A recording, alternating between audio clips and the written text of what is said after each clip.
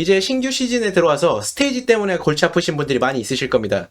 이렇게 자동사양 진도 상한이 있긴 하지만 배치라든지 조합 이런 것들을 신경 써야 되기 때문에 어느 정도 포기를 하신 분들도 계실 거라고 생각이 듭니다. 그런데 이제 자신이 상대하는 몬스터 레벨들이 100레벨 차이가 나는 데까지는 높은 진급이 필요가 없고 10강 정도만 되어 있으면 일단은 다 깨실 수가 있을 거예요. 그런데 이제 문제는 매번 같은 덱으로 싸울 수가 없다는 게 가장 큰 문제인 것 같습니다. 그래서 방망이 깎는 노인처럼 한 판 한 판 공들여서 이번 판에 정말 제대로 된 조합을 짰다 이렇게 생각을 하고 자동 전투를 돌리게 되면 다음 판에 바로 막히는 경우가 부지기수예요. 그래서 이러한 현상들 때문에 사실상 조합이나 배치도 중요하지만 어느 정도 시간을 갈아넣는 이러한 재도전을 얼마나 많이 했느냐에 따라 단순히 그날의 진도가 좀 결정되는 것 같아요. 그래서 진급이 낮다고 미리 포기하실 필요도 없고 저 같은 경우에는 쌍둥이를 전혀 쓰지도 않고 스테이지를 깨는 동안 본의의 역할도 거의 없었기 때문에 사실상 기본 조합들만 가지고 있으시면 일단 시간적 여유가 있다고 했을 때는 상한선까지 다 미실 수가 있을 겁니다.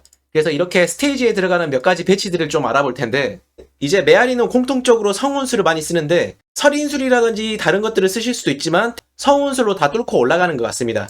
그래서 메아리는 거의 성운술 고정이라고 생각하시면 좋을 것 같고 이제 첫 번째 조합은 에이론과 울머스, 아든을 중심으로 한 AD와 훅인을 활용해 이렇게 조합을 하고 치는 게 기본적이고 여기서 이제 좀 변화를 줄 수 있다면 훅인이 빠지고 로안이 들어온다든지 그리고 AD 대신에 캐롤라이나가 들어오거나 타시가 들어오는 이런 변형된 조합들을 활용을 해볼 수가 있습니다.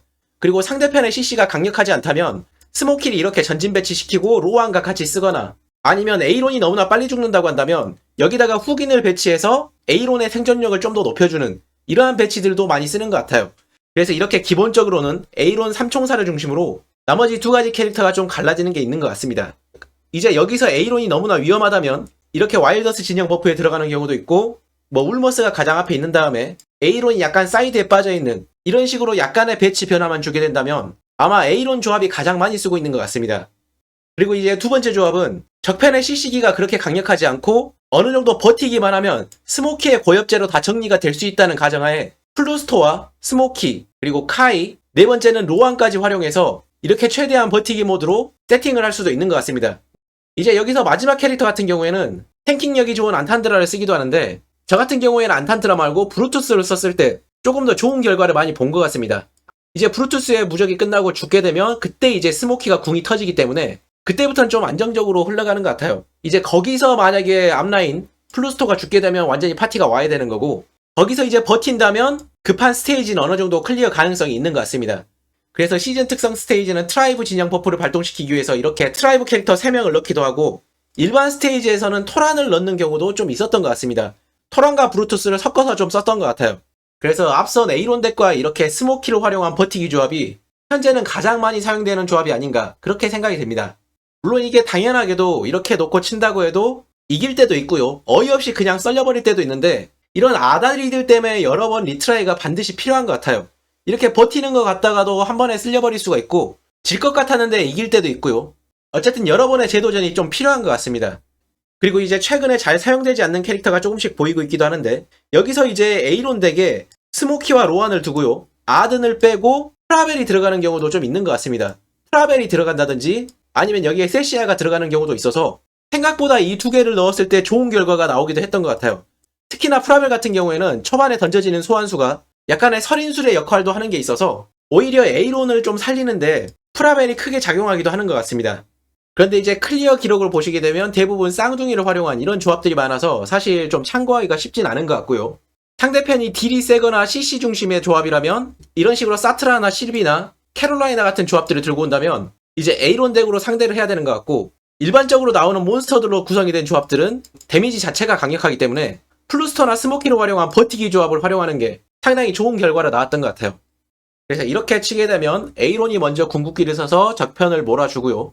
그 다음에 울머스가 들어가고 프라벨도 소환수를 던지는데 어느 정도 이제 버티는 것 같은데 에이론이 두 번째 궁극기를 쓰지 못하고 이렇게 죽게 되면 파티는 바로 전멸을 하는 것 같습니다. 그래서 에이론이 두 번째 궁극기를 쓰는 게 굉장히 중요하고 이것 때문에 훅인을 배치할지 아니면 아든을 배치할지가 좀 결정되는 것 같아요.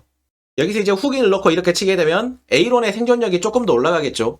아무래도 두 번째 궁극기를 에이론이 쓸 수 있는 게 굉장히 클리어 확률을 높여주기 때문에 에이론 덱은 에이론의 생존이 클리어를 크게 결정짓는 것 같습니다. 이제 상대편의 초반 딜이 너무 셀 때는 저 같은 경우에는 타시를 넣기도 하는데 저는 이제 추가 탱커로 활용을 하기 위해서 타시를 좀 넣는 편입니다. 그래서 이렇게 전투를 하게 되면 에이론이 첫 번째 궁극기를 쓰게 되고, 일단 두 번째 궁극기까지만 쓰게 되면 어느 정도 안정권으로 넘어갈 수 있는 것 같아요. 그래서 두 번째 궁극기까지가 관건이고, 이렇게 두 번째 궁극기를 쓰게 되면 이제는 어느 정도 클리어 각을 볼 수가 있는데, 스모키가 이제 침묵에 걸려서 바로 스킬을 사용하지 못해서 좀 위험한 것 같습니다. 그렇지만 바로 풀었고요. 에이론이 세 번째 궁극기를 쓰고 스모키도 정상적으로 작동을 하게 돼서 아마 이번 판은 깰 것 같아요. 이렇게 울모스가 돌도 던지고 에이론이 죽더라도 이제 타시가 남아있기 때문에 스모키 쪽으로 접근을 하기 좀 힘들게 만드는 것도 있습니다. 그래서 타시를 좀 쓰는 것도 있고, 이제 스모키가 고엽제만 뿌리게 되면 나머지들을 다 정리할 수가 있을 거예요. 그래서 이렇게 고엽제를 쓰게 되면 깔끔하게 정리를 했고요. 타시가 살아있기 때문에 나머지 캐릭터들은 타시가 또 정리를 하는 것도 있습니다. 어쨌든 에이론이 죽긴 했지만 우여곡절 끝에 좀 깬 것 같고요. 여러가지 조합들과 배치들이 필요하긴 하지만 끝까지 방심을 할 수가 없죠. 이렇게 헤미가 남아서 역전패가 나왔고, 이런 경우에는 다시 리트라이를 하면 될 것 같습니다. 그래서 이렇게 적편 상황에 따라 한 가지 조합이나 배치보다는 여러 가지를 써야 되는 경우가 많이 있는 것 같아요. 그래서 이렇게 자동사냥 스테이지에 들어가는 대표적인 조합들을 알아봤는데, 사실 자동사냥 스테이지가 어느 정도 앞서간다고 해도 20단계, 30단계 이렇게 빨리 앞서 나가는 경우는 극히 드물어서 대부분 다 레벨은 비슷한 것 같습니다. 이제 여기 있는 자동사냥 스테이지 보상, 이 다이아로 충전하는 보상 때문에 좀 레벨 차이가 나는 게 있는 것 같고요. 파라곤을 달성했을 때 얻는 퀘스트 보상, 이게 또 12시간짜리이기 때문에 파라곤 한계가 있으신 분들은 레벨이 조금 더 높으실 겁니다. 그리고 이건 시간이 지나게 되면 또다시 파라곤 1~2명을 달성을 했을 때 경험치를 또 얻을 수 있고, 육성도 보상에 대한 기간이 길기 때문에 파라곤이 갖춰져 있는 사람과 없는 사람의 차이가 800레벨을 기준으로 약 3일에서 4일 정도 차이가 나는 것 같습니다. 그래서 파라곤이나 이런 것들도 중요하고, 이제 자동사냥 스테이지는 다 밀지 못해도 상관이 없어서 어느 정도 이제 10레벨 정도 부족하게 따라올 수만 있다면 적당히 미는 것 정도는 필요한 것 같아요. 그래서 너무나 많이 스트레스 받지 마시고요. 사실 까놓고 보면 별로 그렇게 차이가 나는 것도 아니에요. 그래서 10단계 정도 낮다고 해도 스트레스 받지 말고 천천히 미시면 충분히 다 따라잡을 수가 있으실 겁니다. 어차피 레벨 갭 차이가 크지 않고 만렙에서 다 만나기 때문에 너무 이거에 크게 매달리실 필요는 없는 것 같아요.